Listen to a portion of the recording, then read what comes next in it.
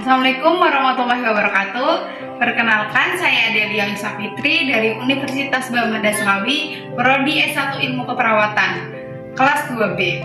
Di sini saya akan melakukan video komunikasi terapeutik dan menghadirkan diri secara terapeutik dengan rekan saya yang pertama. Silakan perkenalkan diri. Perkenalkan, nama saya Khalifatul Nikmah, saya biasa dipanggil Nikmah. Oke Mbak Nikmah, terima kasih ya Mbak Nikmah sudah mau membantu saya. Oke teman-teman, jadi kita jelaskan dulu. Komunikasi terapeutik itu adalah komunikasi yang bertujuan untuk terapi pada pasien.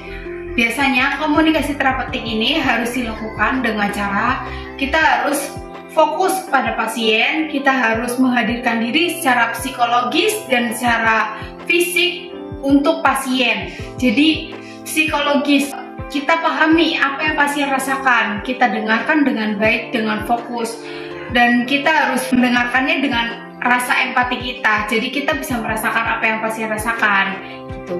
Terus fisik kita juga harus hadir, harus ada di depan pasien atau di dekat pasien. Kita harus melihat, menatap matanya, mendengarkan dengan sesama.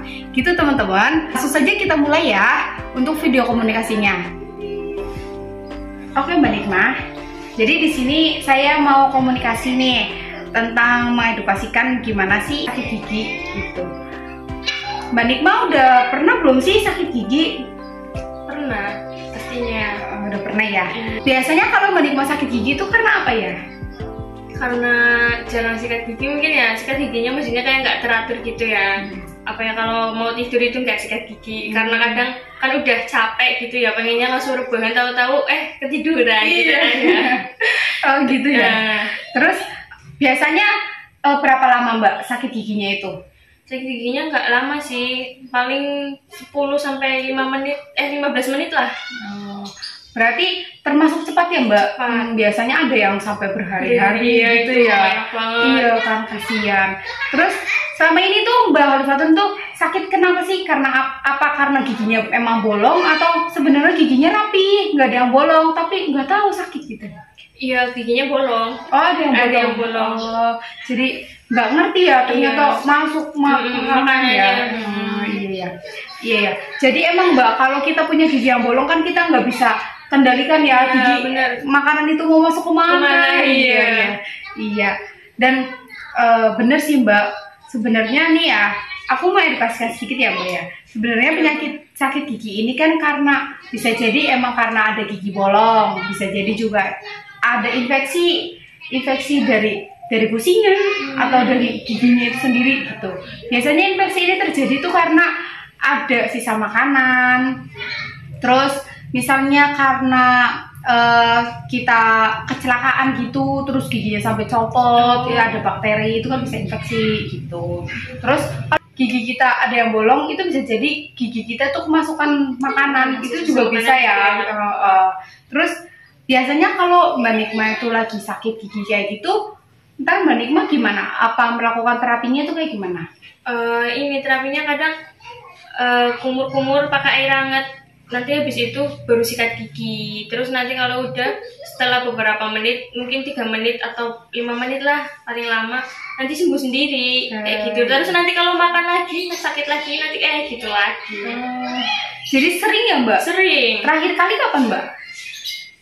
2 bulan yang lalu. Oh iya Mbak, bener sih, itu bener banget terapi yang Mbak laksanakan itu ya. Terus bisa ngefek juga ke Mbak, berarti emang cocok gitu.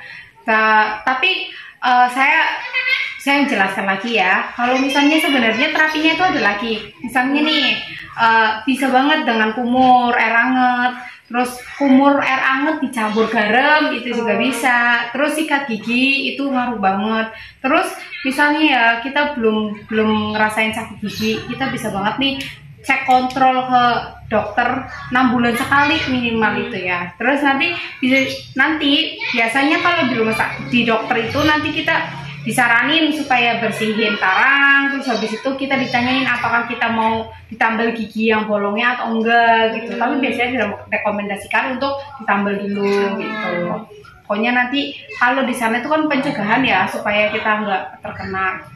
Terus pencegahannya lagi tuh bisa dari pola makan kita Kak. Nah, jadi untuk pencegahannya kayak gitu ya Kak. Pertama tuh kita bisa banget cek ke dokter 6 bulan sekali, terus kita sikat gigi kalau mau tidur. Misalnya kita sore udah sikat gigi, terus makan lagi, terus mau tidur itu kita harus sikat gigi lagi gitu. Dan ditutup pakai minum air putih. Terus hindarin makan makanan yang pedas dan minum yang dingin secara bersamaan gitu ya Kak. Karena makanan yang pedas, panas, dan dibarengi dengan minum air dingin itu kan bisa mengikis enamel gigi kita ya Kak. Jadi lapisan untuk menghalang sensitivitas tuh copot gitu, lama-kelamaan copot. Jadinya nanti kalau misalnya kita nggak makan yang panas, nggak makan yang dingin pun, kita ngerasa gigi ini ngilu gitu. Pernah kan Kak? Pernah kayak gitu. Iya, itu bisa jadi karena itu Kak. Terus misalnya nih kita lagi sakit gitu, terus udah rapi, udah pakai sikat gigi, terus udah terapi yang Kakak lakukan udah diituin semua, tapi ternyata nggak sembuh-sembuh, boleh banget tuh kita periksa. Kalau misalnya masih sakit, masih ada obatnya diminum. Kalau misalnya udah nggak sakit, masih ada obatnya disimpan dulu. Soalnya obat yang buat gigi ini kan dosisnya kan besar ya Kak. Apalagi gigi ini menyangkut saraf-saraf yang ada di otak Kak gitu. Jadi harus hati-hati banget gitu. Apalagi efek obatnya itu bisa ke ginjal ya Kak gitu. Jadi penting banget nih kita harus jaga kesehatan gigi kita dari masih kecil gitu kan. Kalau misalnya dari kecil udah kita biasain untuk sikat gigi gitu rutin, pasti kita nggak susah buat gedenya gitu kan, buat nantinya gitu. Misalnya kita udah sakit gigi terus udah sembuh, ubahlah mindset kita. Gimana caranya kita supaya bisa jadi dokter untuk diri kita sendiri gitu. Kita harus kontrol makanan yang kita masukkan ke tubuh kita, yang kita makan. Misalnya dari siang udah makan manis-manis, berarti ntar malamnya jangan gitu. Gitu. Iya, terus misalnya makan manis-manis nih, tapi minumnya diselingin pakai air yang gak ada rasanya, gitu, air tawar, air putih, iya gitu Kak. Untuk meminimalisir ya Kak. Gimana Kak Sam? Udah paham belum Kak? Boleh nggak sih Kak spill nih yang tadi aku jelasin dikit itu gimana sih tentang gigi? Misalnya kayak pencegahannya gitu. Ya. Kalau pencegahan untuk gigi ya, rajin sikat gigi. Terutama di saat mau tidur ya, itu harus sikat gigi ya, karena kan kita kalau mau tidur udah nggak makan lagi, otomatis harus dibersihin itu sisa-sisa makanan yang kita makan. Terus minimal cek ke dokter 6 bulan sekali ya, itu buat ngecek keadaan gigi kita tuh gimana gitu ya. Terus nggak boleh makan yang terlalu panas, asam, dingin gitu ya. Kalau makan yang manis diselingi sama air putih. Iya. Ya gitu. Iya. Betul banget gitu ya Kak.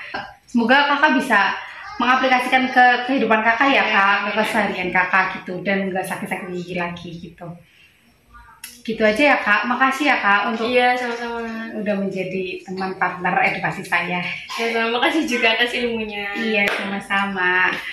Gitu teman-teman. Jadi komunikasi terapeutiknya sudah kami lakukan. Kami tadi melakukannya dengan cara saya menatap mata Kak Nikmah, terus saya mendengarkan dengan baik apa yang Kak Nikmah ceritakan gitu.